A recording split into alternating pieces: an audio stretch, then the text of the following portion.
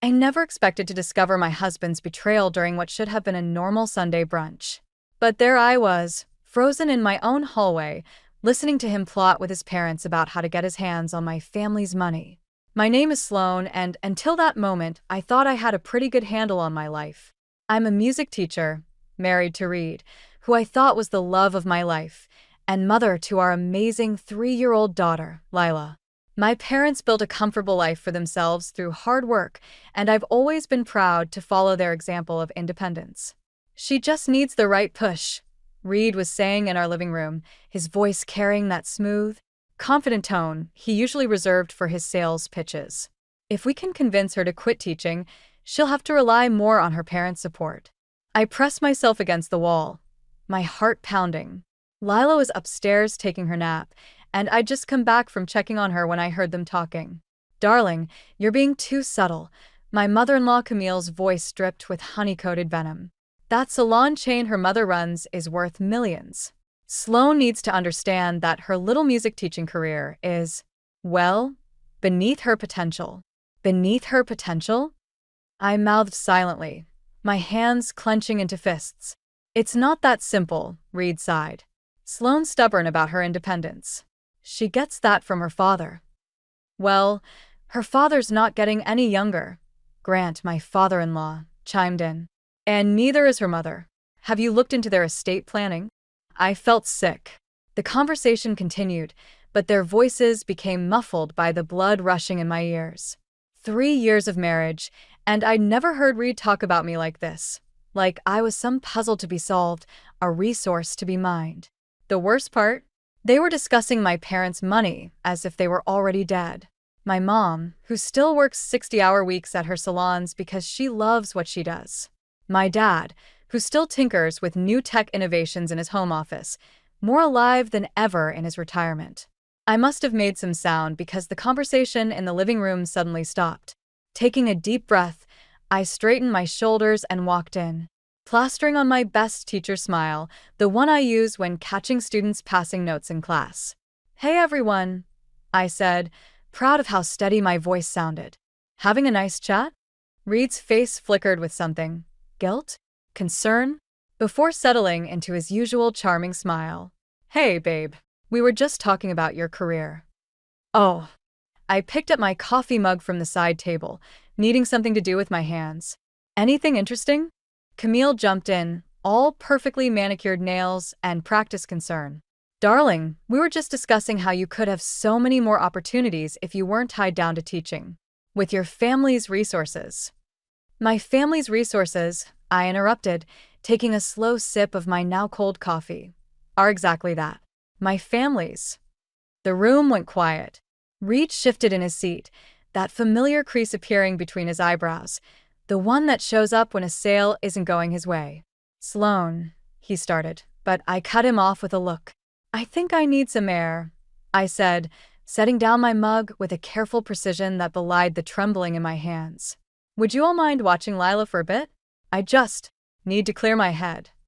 As I grabbed my keys and headed for the door, I caught my reflection in the hallway mirror.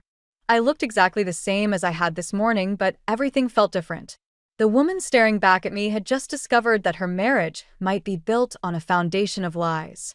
And she was already planning what to do about it. The week after I overheard Reed's conversation with his parents, I found myself sitting at my parents' dining table, watching my mother arrange flowers like nothing was wrong with the world. I hadn't told them about what I discovered yet. How do you tell your parents that their son-in-law sees them as a walking investment portfolio? "You're quieter than usual," Mom said, trimming a stem with practiced precision. "Is everything okay with Lila?" "Lila's perfect," I replied, managing a small smile. "She's with Reed at his parents' house." Mom's hands stilled for a moment. "Ah, Camille and Grant's." The way she said their names told me everything I needed to know about her opinion of my in-laws. I should have paid more attention to her instincts 3 years ago. "They're hosting a dinner tonight," I continued, tracing the wood grain of the table with my finger, "to discuss a new business venture." Dad looked up from his tablet, his engineer's mind already clicking into gear. "What kind of venture?" "I don't know yet, but they specifically requested that you and Mom come too." "Did they now?" Mom's voice had that edge to it, the same one she used when dealing with difficult suppliers for her salon chain. How interesting. The doorbell rang before I could respond. My stomach dropped when I saw Reed through the window, arriving early with his parents in tow. Lila wasn't with them. "Where's Lila?" I asked as soon as they entered. "The nanny's watching her," Reed answered smoothly, kissing my cheek. "We thought it would be better to discuss business, without distractions." I caught the look that passed between my parents. They'd always supported my decision to keep teaching after Lila was born, unlike Camille, who called it playing at having a career. Dinner was a masterclass in passive-aggressive warfare. Camille praised Mom's cooking while simultaneously suggesting she must be too busy with her little salons to cook often. Grant kept steering the conversation toward retirement planning, while Reed maintained his salesman's smile, watching everyone like he was waiting for the perfect moment to close a deal. "So," Reed finally said, setting down his wine glass, "we wanted to discuss an exciting opportunity. Here it comes, I thought. There's this amazing property development project," he continued. "Premium location, guaranteed returns. But we need initial investors." My father's expression didn't change, but I saw his hand tighten around his fork. "And you're bringing this to us because—" "Because family should help family," Camille jumped in. "And with your resources, it would be such a shame not to." "Our resources," my mother interrupted, "are already allocated to expanding the salon chain. We're opening 3 new locations next month." I watched Reed's face fall slightly before he recovered. "But surely some diversification would be wise? Marlo, your business is successful, but property development could provide much better returns." "Better returns than the business I built from nothing?" Mom's voice could have frozen hell. "The business that put Sloan through college debt-free?" "That's not what Reed meant," Camille said quickly. "We just think—" "I know exactly what you think," I cut in, surprising myself with how calm I sounded. "You think my parents' money is your safety net. You think my mother's business is just a stepping stone to something better. You think I should quit my job and let my husband handle the finances." The room went dead silent. Reed stared at me, his charm cracking to reveal something darker underneath. "Have you been eavesdropping on private conversations?" "Private conversations about my family's money?" I stood up, my chair scraping against the floor. "Yes, I heard everything last Sunday. And I've been watching you ever since, waiting to see if you'd come clean. Instead, you brought your parents here to help you pitch this scheme." "Sloan," Reed started, but my father cut him off. "I think it's time for you all to leave," Dad said quietly. His calm tone carried more weight than any shout. As they left, Reed lingered in the doorway. "We'll talk about this at home." "No," I replied. "We won't. Because I'm staying here tonight. With my daughter. You can't just watch me." After they left, I sat between my parents on the couch, feeling like a kid again. Except this time, the monster wasn't under my bed. It was wearing my wedding ring. "I'm so sorry," I whispered. Mom squeezed my hand. "Don't be sorry. Be smart." And in that moment, I knew exactly what I needed to do next. I never meant to become a detective in my own marriage, but there I was at midnight, scrolling through Reed's laptop while he slept upstairs. The house was silent except for the hum of the heating system and my racing heart. What started as a gut feeling led me to his email. The password was still Lila's birthday, something that should have been sweet but now felt like another manipulation. My hands trembled as I clicked through folder after folder, each one revealing another piece of the puzzle I wished I'd never started solving. "Oh God," I whispered, staring at a bank statement. The numbers didn't lie. Reed had been hemorrhaging money for months. Failed investments, hidden credit cards, loans I never knew about.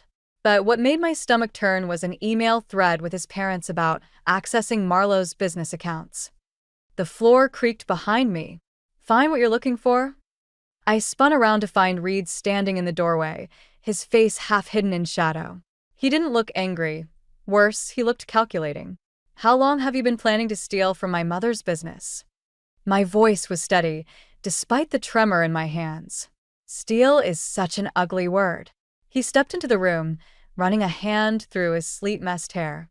I prefer to think of it as redistributing family resources. Family resources? I laughed, but there was no humor in it. You mean the business my mother built from nothing? The one she worked 18-hour days for? The one that could save us? He slammed his hand on the desk, making me jump. Do you know what it's like, living in the shadow of your family's success? Having everyone compare me to your father? So, this is about your ego? This is about survival. He leaned closer, his charm completely gone now. I'm drowning here, Sloan. The property development deal fell through. I owe people money. How much? More than you want to know.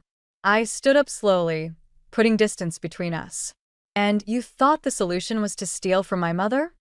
I thought the solution was to use available resources to stop. I held up my hand. Just stop with the sales pitch. For once in your life, be honest.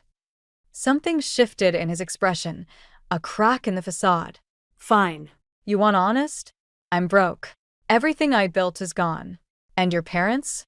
They're sitting on a fortune while watching me fail. They worked for that fortune. And I worked too.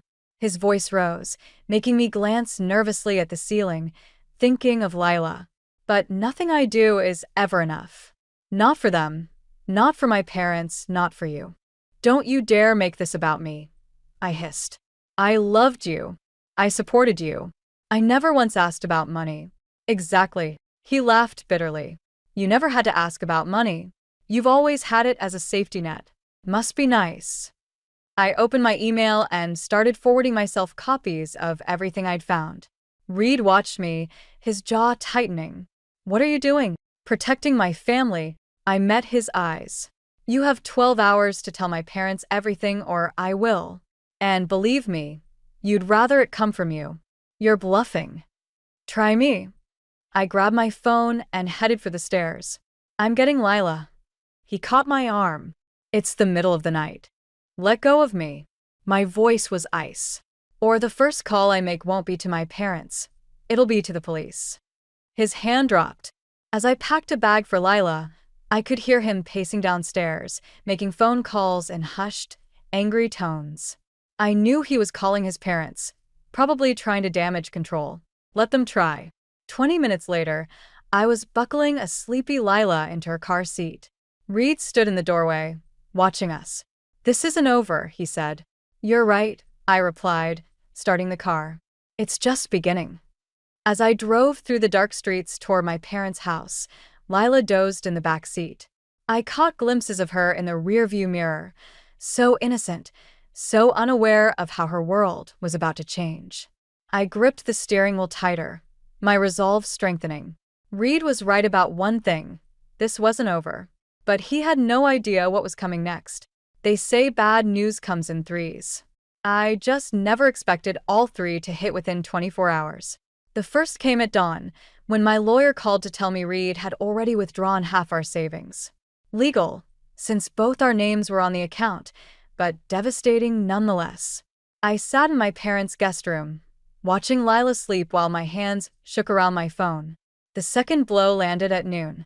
Mom collapsed at one of her salons. Stroke, the doctor said in the sterile hospital hallway. She's stable, but the next 48 hours are critical. I stood there, numb, as Dad gripped my hand. The fluorescent lights made everything look harsh and unreal, like a bad dream I couldn't wake up from. The third hit just before midnight. A text from an unknown number. Thought you should see this. Attached was a photo of Reed leaving a hotel with Camille, carrying documents. The timestamp showed it was taken just hours after I'd left with Lila. I was still staring at my phone when Dad came back from the coffee machine. The vultures are already circling, he said quietly, handing me a cup. Reed's been calling the salon managers, trying to get financial information. How did you? Maria called. She's worked with your mother for 15 years. She knows something's wrong. He sat heavily in the plastic chair beside me. They all do. A nurse walked past, her shoes squeaking on the linoleum. Through the window of Mom's room, I could see her lying there, looking smaller than I'd ever seen her. The woman who taught me to stand on my own 2 feet couldn't even breathe without machines. Dad, I started, but my voice cracked. I know. He pulled out his tablet, pulling up documents I recognized from Mom's office. Your mother and I, we've been expecting something like this. Not this exactly, but what do you mean? We've seen the way Reed and his parents look at what we've built, like it's their backup plan. His fingers moved across the screen, entering passwords. Your mother made some changes last month. Transferred majority control of the salons to you. The coffee cup nearly slipped from my hand. She what? She said she had a feeling. He smiled sadly.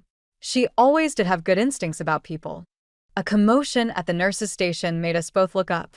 Reed was there, arguing with security, Camille hovering behind him with her perfect makeup and predatory eyes. Sir, only family is allowed, the guard was saying.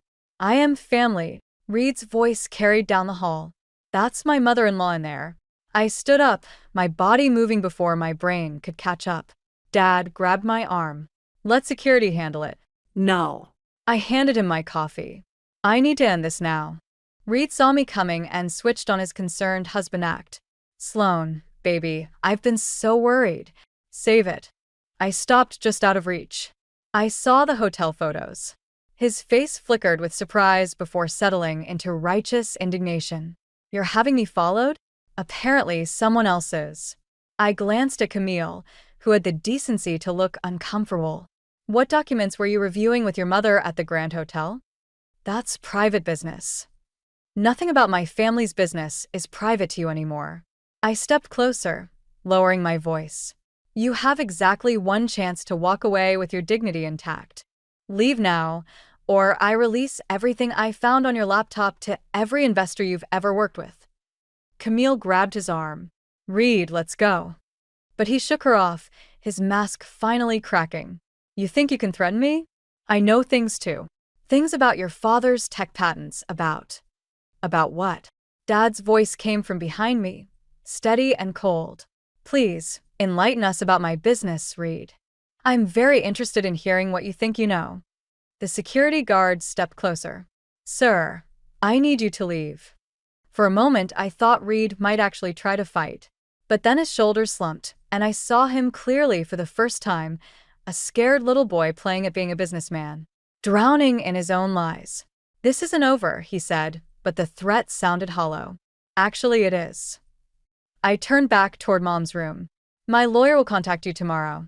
As they were escorted out, I heard Camille hissing at Reed, but I didn't bother listening. I had more important things to focus on, like protecting what my mother had built, like being the daughter she always believed I could be, like making sure the people who tried to destroy my family never got another chance. The salon mirrors reflected my mother's empty office chair as I sorted through the mess Reed had left behind. 3 days after her stroke, and I was already finding holes in the business accounts, small at first, then larger, like a trail of breadcrumbs leading to something worse. MS. Sloan. Maria, our head stylist, appeared in the doorway. They're here again. I didn't need to ask who they were. Through the glass walls, I could see Camille and Grant in the waiting area, dressed like they were heading to a board meeting instead of a beauty salon. Send them in. I kept my eyes on the computer screen, making them wait as I finished reviewing another suspicious transaction. Sloan, darling. Camille's perfume arrived before she did. We've been trying to reach you. I've been busy discovering what your son did to my mother's business. I finally looked up. Would you like to explain these transfer authorizations with your signature on them? Grant shifted uncomfortably. Now, Sloan, business is complicated. Theft usually is. I turned the screen toward them. Did you think no one would notice? That my mother would just write it off as a family favor? Your mother understood the importance of family, Camille said, her voice sharp. Unlike you, apparently.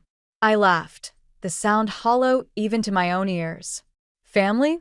Is that what you call embezzlement these days? We prefer to think of it as a temporary reallocation. Grant pulled out a folder. Actually, we have a proposal that could solve everyone's problems. The only problem I have is sitting in front of me. Camille leaned forward, her designer bracelet catching the light. Your mother's in the hospital, Sloan. The business needs strong leadership. Reed has experience. Reed has experience stealing from it. I stood up, my chair rolling back. And now I know you helped him. Be reasonable, Grant pleaded. We can make this go away. Sign over controlling interest to Reed, and we'll forget about pressing charges for the irregularities we found in your father's tech patents. My blood ran cold. What irregularities?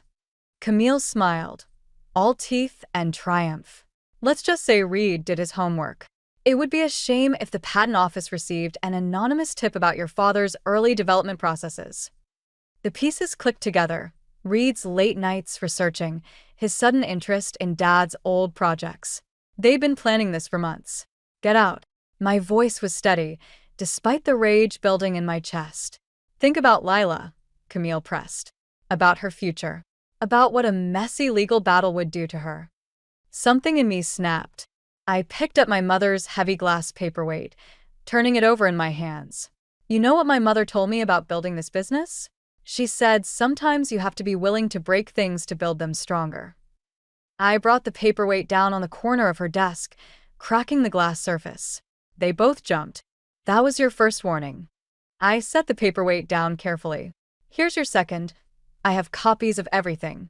Every transfer, every forged signature, every reallocation.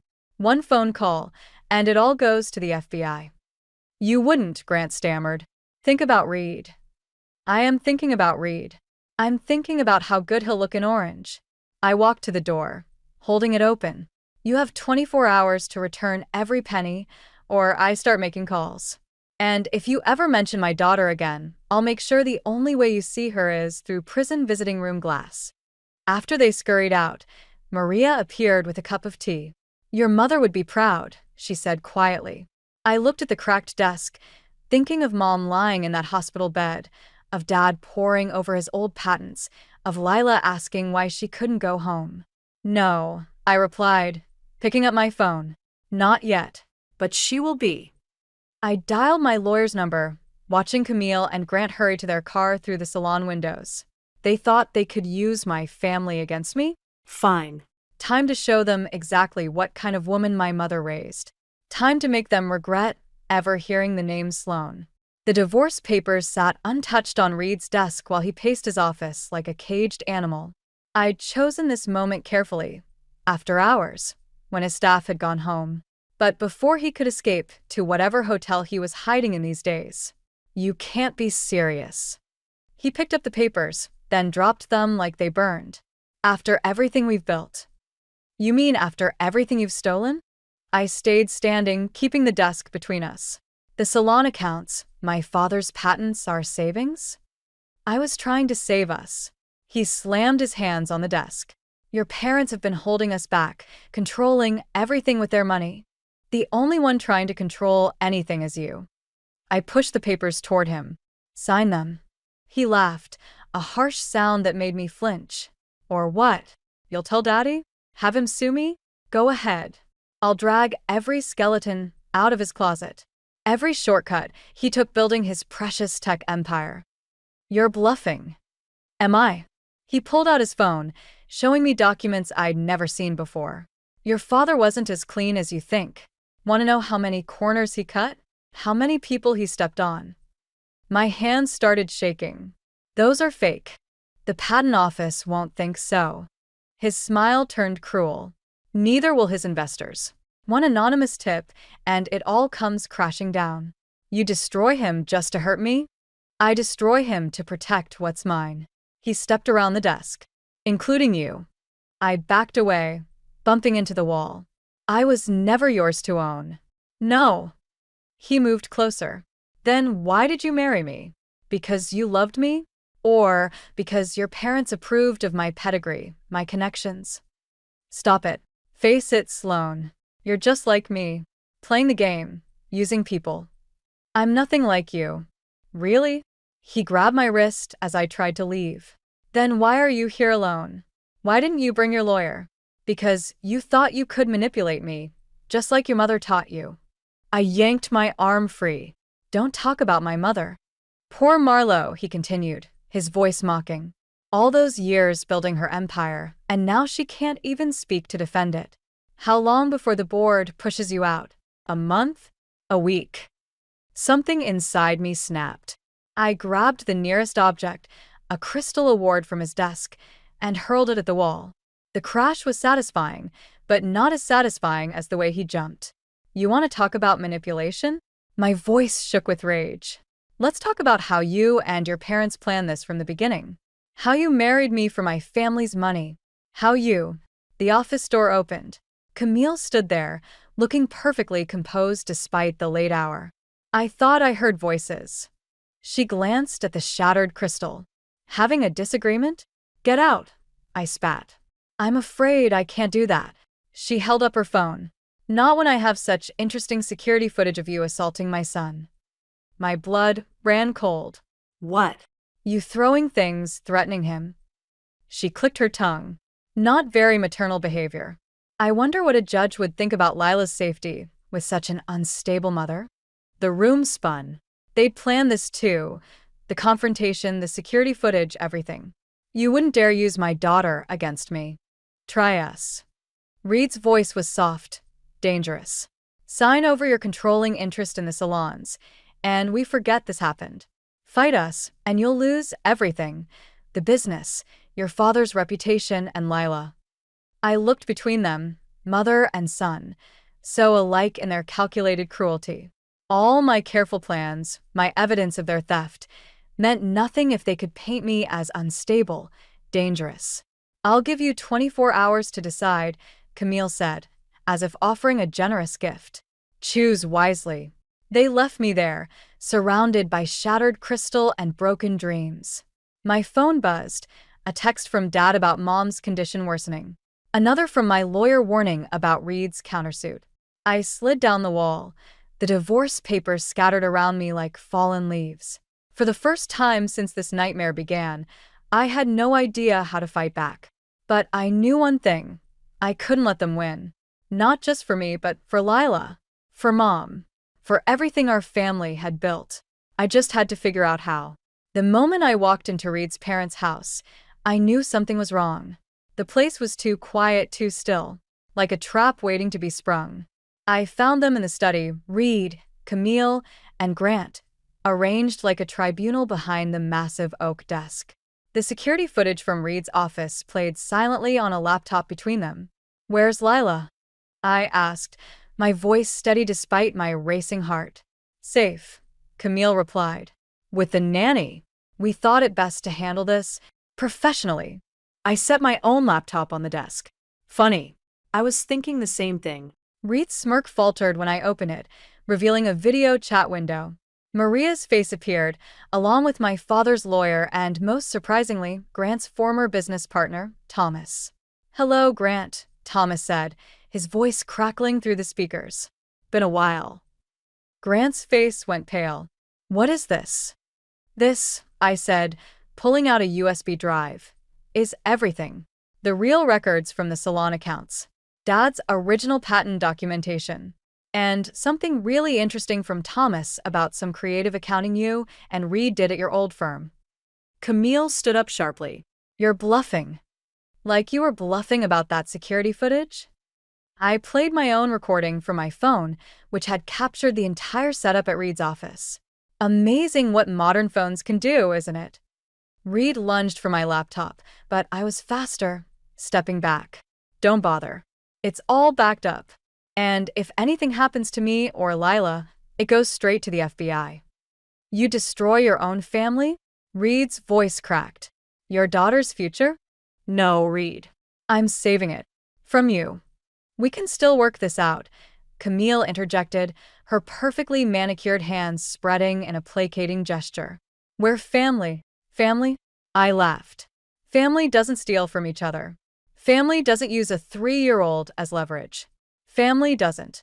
Oh, spare us the moral high ground, Reed snapped. You're just like us. Using whatever advantage you can get.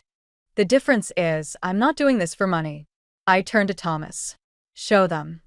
Thomas shared his screen, displaying financial records that made Grant audibly gasp.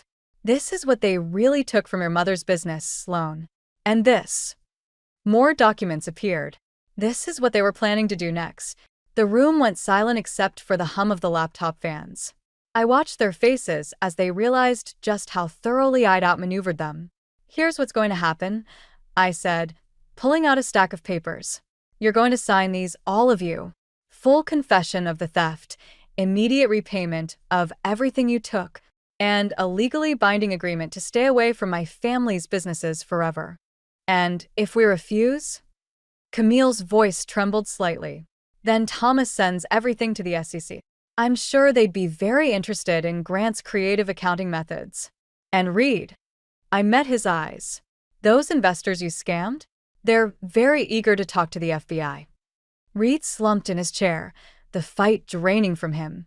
You've been planning this all along. I learned from the best. I pushed the papers toward them. You taught me how to play the long game, remember? One by one they signed. Even Camille, though her hand shook with barely suppressed rage. As Thomas and the lawyer witnessed the signatures virtually, I felt no triumph, only exhaustion.